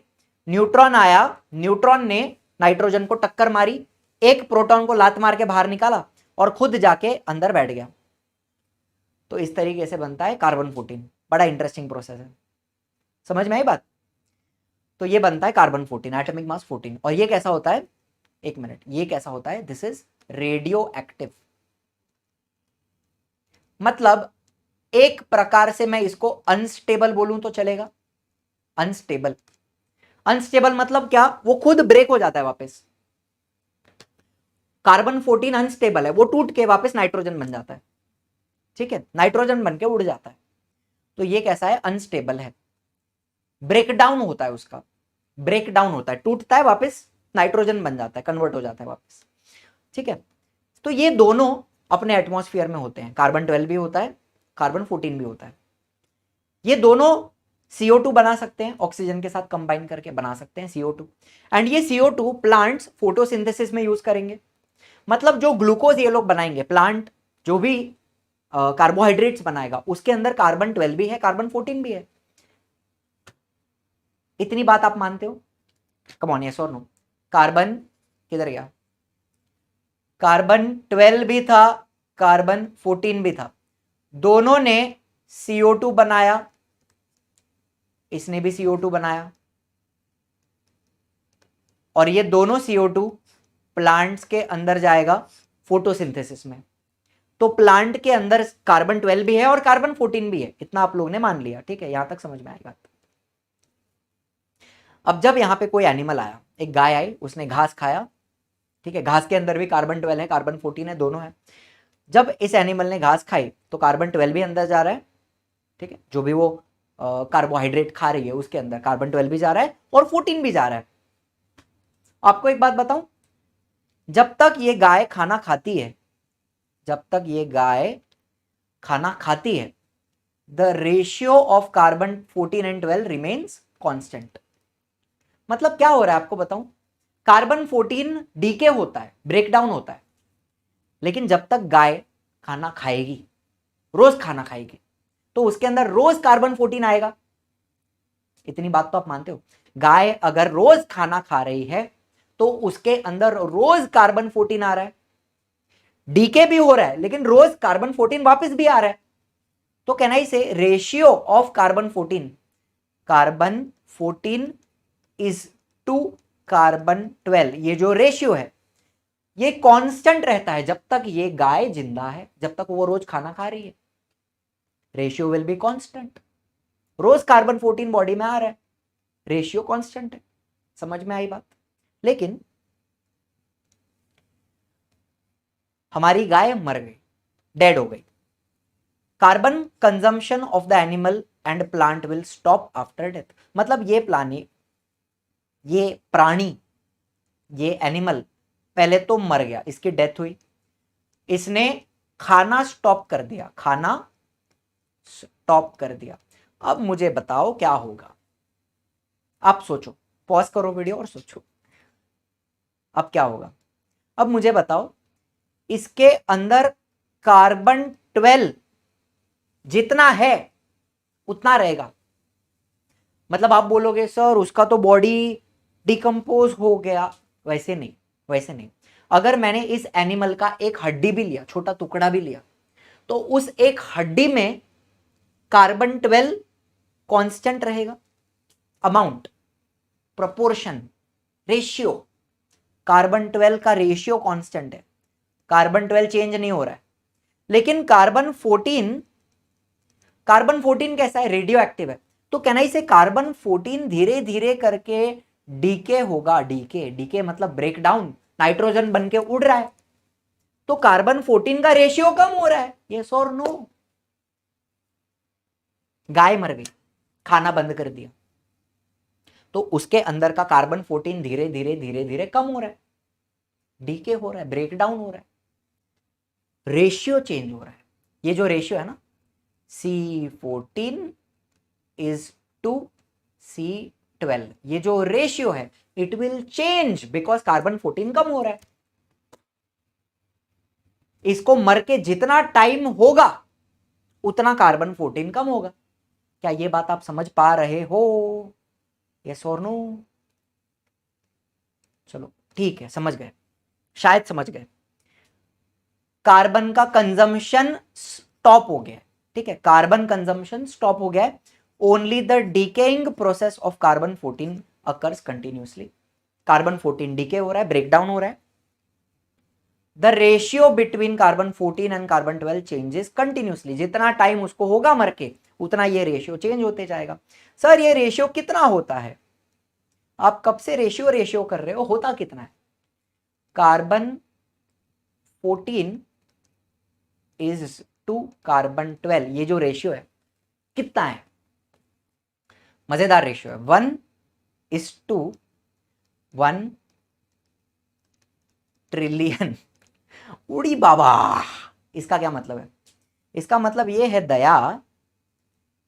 दया, इसका मतलब ये है कि अगर एक एटम कार्बन 14 का है तो उसके सामने 1 ट्रिलियन एटम्स ऑफ कार्बन 12 होते हैं। नहीं समझा? हम बोलते हैं ना, अरे मेरा बच्चा लाखों में एक है, लाखों में एक, वैसा ये कार्बन 14 कैसा है, 1 ट्रिलियन में एक ही है। 1 ट्रिलियन कार्बन एटम्स में, 1 ट्रिलियन कार्बन एटम में एक ही एटम है जो कार्बन 14 है, बाकी सारे कार्बन 12 हैं। बात समझ में आ रही है? ये रेशियो है, इतना सा रेशियो है। इसको भी कैलकुलेट किया जा सकता है, साइंटिस्ट लोग ने इसको भी कैलकुलेट कर लिया। बोलो 1 ट्रिलियन में एक एटम, ये रेशियो है। लेकिन ये रेशियो भी चेंज होता है धीरे धीरे, जैसे कार्बन 14 डीके होगा, डिकम्पोज होगा, ब्रेक होगा, ये रेशियो भी बदलेगा, समय के साथ बदलेगा। कहानी समझ में आ रही है? बहुत इंटरेस्टिंग कहानी है सर, मजेदार। By measuring the radio activity of carbon 14 and the ratio of carbon 14 to carbon 12 present in the dead body, time passed since the death of the plant or animal can be calculated. Simple भाषा में carbon 14 की बची हुई radio activity को calculate करो and carbon 14 is to carbon 12 का जो ratio है उसको आप कैलकुलेट करो। ये कैलकुलेट करके हमें क्या पता चलेगा, ये एनिमल कब मरा था, कितना टाइम पास हुआ इस एनिमल को मर के, ये पता चल जाएगा रेशियो को कैलकुलेट करके। बातें पूरी समझ में आई? जब तक ये गाय खाना खाती है रेशियो कांस्टेंट है, रिपीट करना, जब तक हम खा रहे हैं रेशियो कांस्टेंट है, मरने के बाद रेशियो चेंज होता है। क्यों चेंज होता है? कार्बन 14 डीके हो जाता है, तो जितना ज्यादा ये रेशियो चेंज होगा उतना ज्यादा टाइम इस एनिमल को मर के हुआ है। यही बात है, एकदम सुपर क्लियर हो गया, मजा आया? तो ये टेक्निक को हम बोलते हैं कार्बन का डेटिंग। कार्बन डेट पे जा रहा है ना ना ना ना, कुछ अलग ही चल रहा है यहाँ पे, कार्बन डेटिंग टेक्निक हो गई। अब ये कहाँ कहाँ यूज की जाती है? पेलियोंटोलॉजी में, मतलब फॉसिल्स के स्टडी में यूज की जाती है। दूसरा anthropology, anthropology is the study of humans, study of humans, human ancestor, हमारे जो पूर्वज हो गए हैं उनकी स्टडी, ह्यूमन एवोल्यूशन की स्टडी, इसको हम एंथ्रोपोलॉजी बोलते हैं। ह्यूमन सिविलाइजेशंस की स्टडी, इसको हम एंथ्रोपोलॉजी बोलते हैं। हड़प्पा सिविलाइजेशन थी, इजिप्शियन सिविलाइजेशन थी, ममीज की स्टडी, ये सब कुछ एंथ्रोपोलॉजी में आता है। इंसान से रिलेटेड जितनी स्टडी है उसको हम एंथ्रोपोलॉजी बोलते हैं। एंड फिर आता है मैन्यूस्क्रिप्ट। मैन्यूस्क्रिप्ट मतलब पुराने पुराने कुछ कागज वागज मिले होंगे, किसी की किताब मिल गई, 1000 साल पुरानी किताब मिल गई, 5000 साल पुराना कोई एक पेज मिल गया जिसके ऊपर कुछ लिखा हुआ है, तो पेज कितना पुराना है ये भी हम पता कर सकते हैं यूजिंग कार्बन डेटिंग मेथड।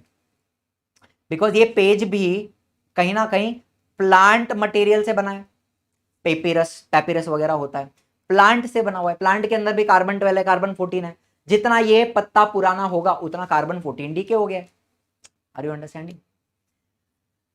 बड़ी मजेदार चीज बताई आपको मैंने। चलो अब हम आ रहे हैं एक छोटे से डायग्राम पे जो आपके टेक्स्ट बुक में दिया है।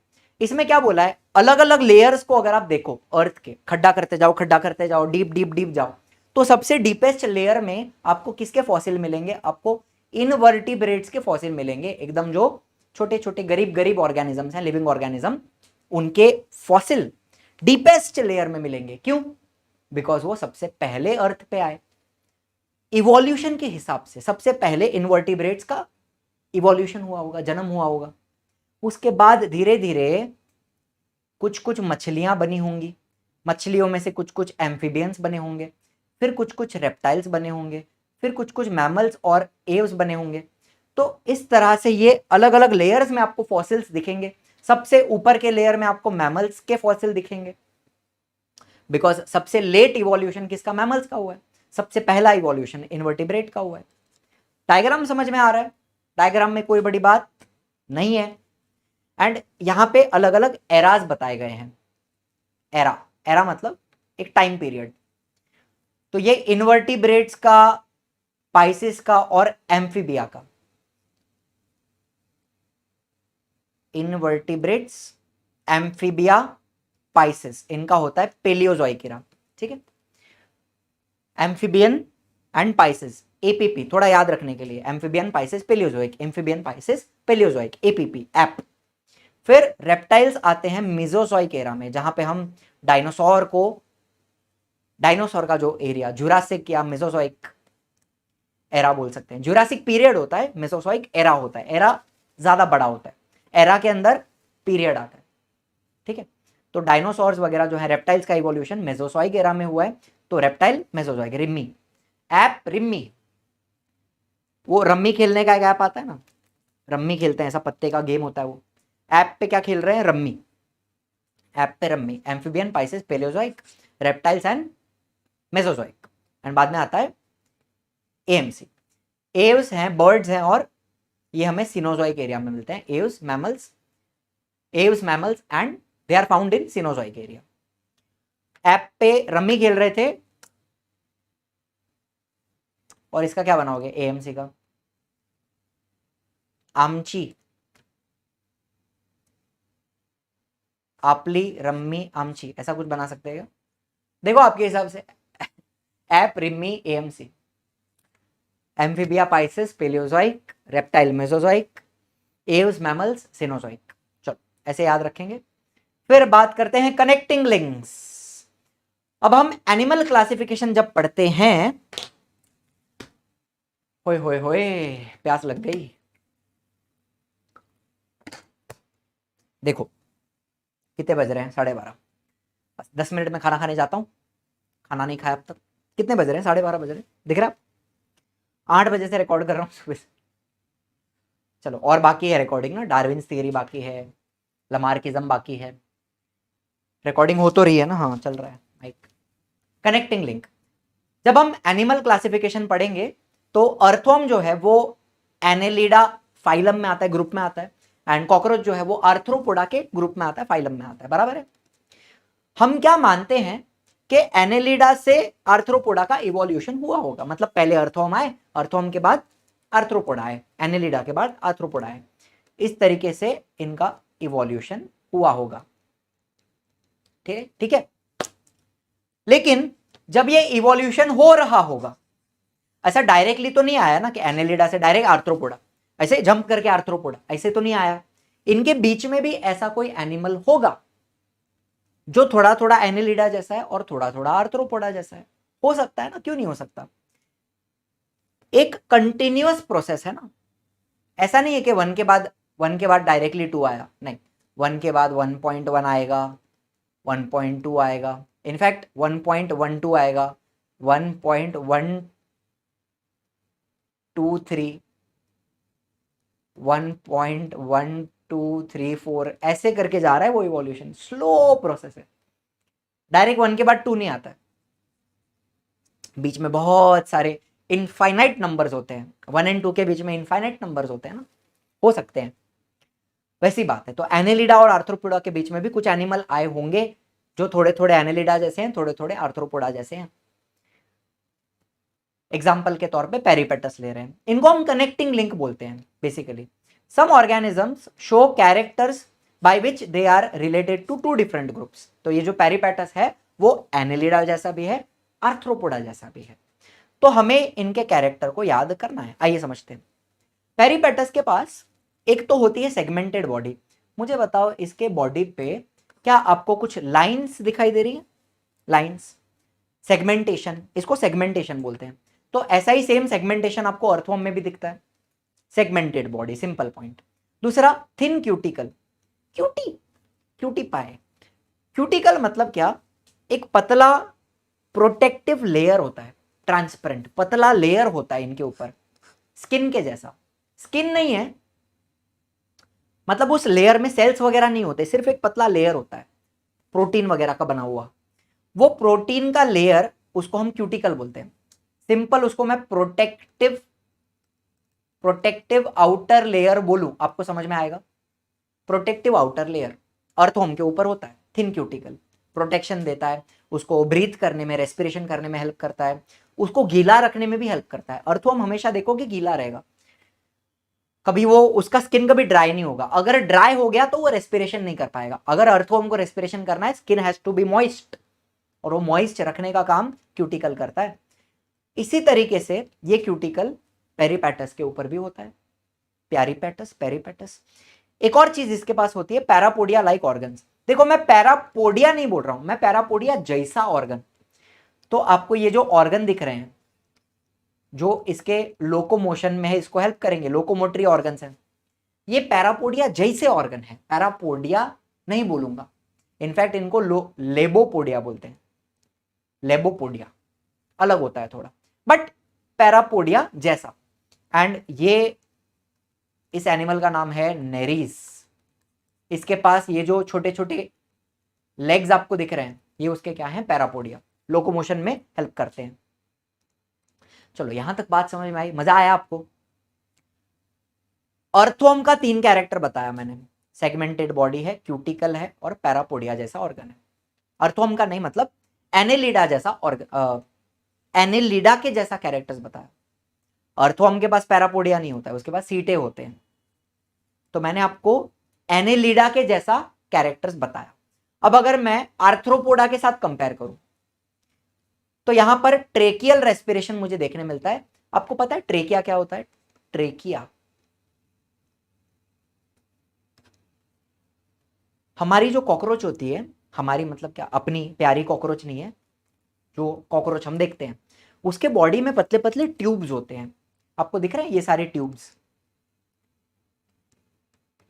छोटी छोटी ओपनिंग्स होती हैं ट्यूब्स की, उसमें से एयर अंदर जाती है बाहर आती है। जस्ट लाइक अपना कैसा नाक का छेद है, अंदर भी जाता है बाहर भी आता है, उसी तरह से इसके समझ लो ना, बॉडी पे ही बहुत सारे छोटे छोटे छेद हैं जहां से हवा अंदर जाती है बाहर आती है, अंदर जाती है बाहर आती है।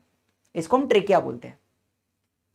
तो क्या होता है, ट्रेकिया में से ही हवा जब अंदर जाएगी तो ऑक्सीजन एब्जॉर्ब हो जाता है, कार्बन डाइऑक्साइड हवा में जाता है, एंड जब हवा बाहर आएगी तो कार्बन डाइऑक्साइड को बाहर लेके आती है। तो जो एक्सचेंज ऑफ गैस है वो कहां हो रहा है? ट्रेकिया के अंदर हो रहा है, ट्यूब्स में हो रहा है, पूरे बॉडी में। अपना किधर लंग्स में होता है ना, पूरे बॉडी में होता है क्या? नहीं, लंग्स में हो रहा है। इनका पूरे बॉडी में ट्रेकिया होता है, वहां पे एक्सचेंज ऑफ गैस होता है। This is called as tracheal respiration, and ऐसा पेरिपेटस के अंदर भी पाया जाता है। Very interesting.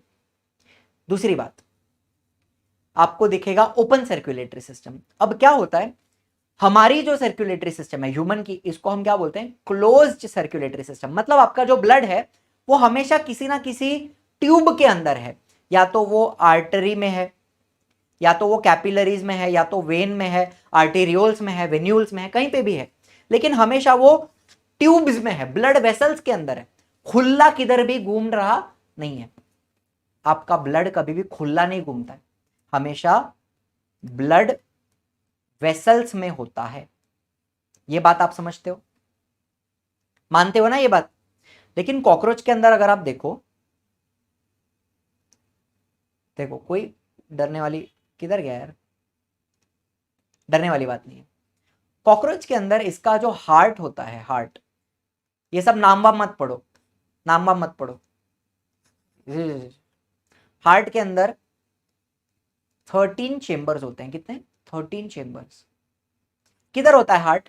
ये जो आपको पूरा ट्यूब दिख रहा है, ये वाला ट्यूब दिख रहा है, कौन से कलर से दिखेगा आपको? ब्लू कलर से दिखेगा।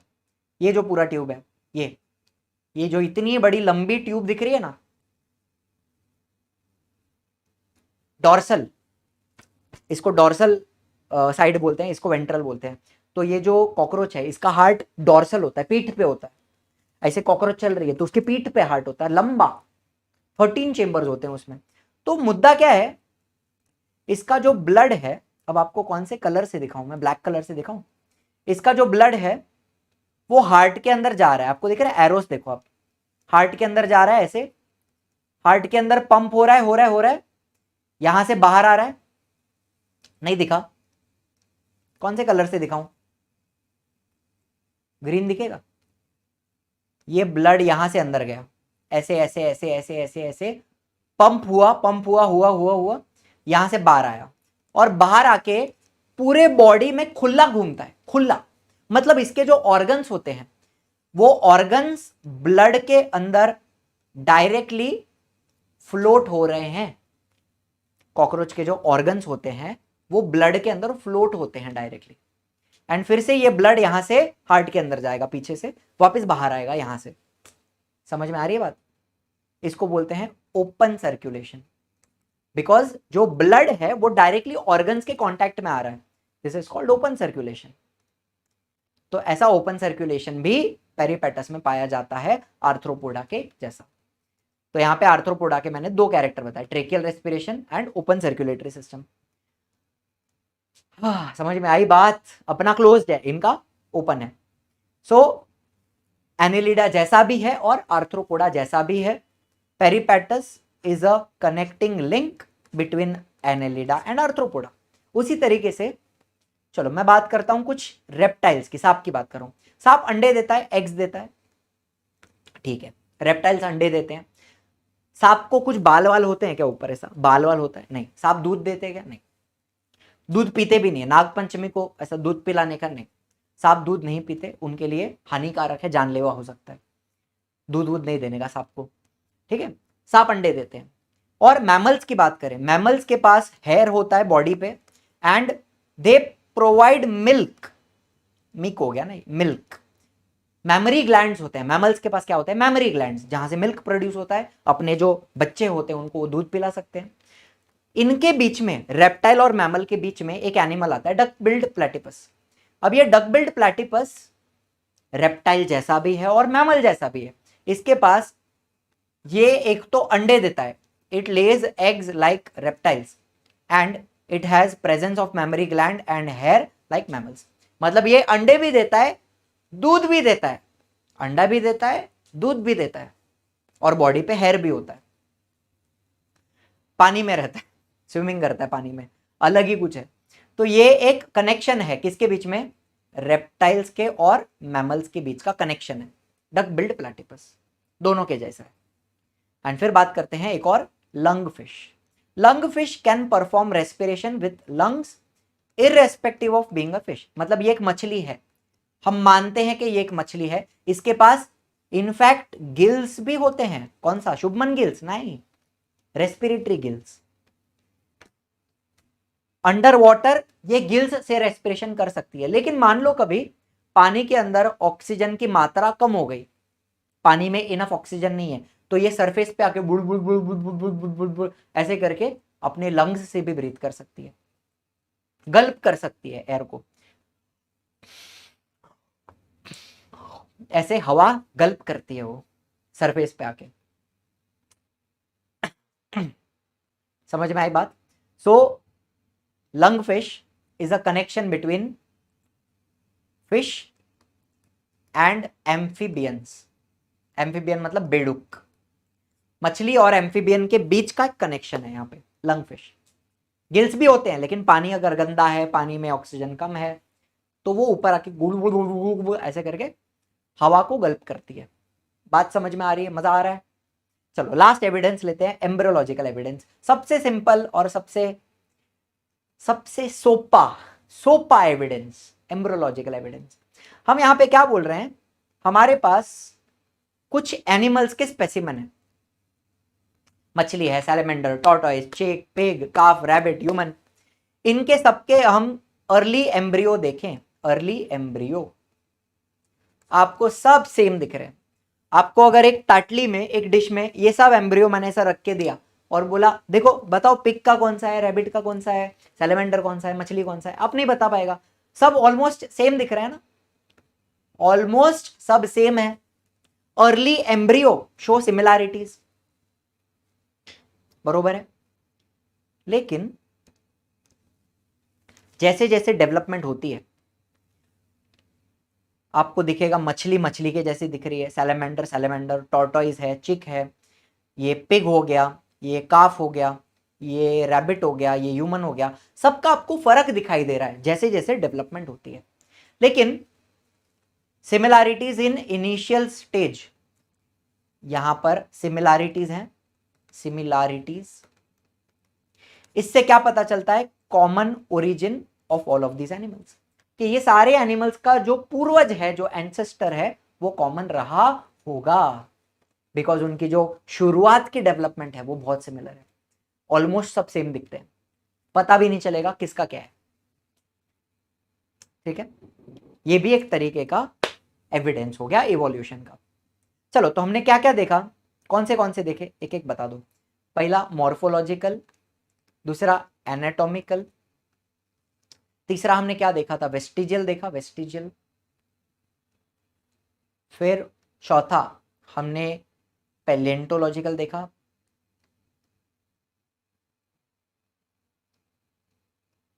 पैलेंटोलॉजिकल, ठीक है। फिर हमने कनेक्टिंग लिंक देखा एंड फिर हमने एम्ब्रियोलॉजिकल देखा। 6 एविडेंसेस है आपके, ये 6 के 6 आपके बहुत अच्छे से होने चाहिए, तो ही मजा आएगा, तो ही इस चैप्टर का पूरा सार आप समझ सकते हो। तो ये वही सारे टॉपिक्स हैं जो हमने अभी पढ़े, morphological evidence, anatomical, vestigial organ पढ़ा। स्क्रीनशॉट ले लो, लेते जाओ, 1 2 3 4 ले लिया, ठीक है।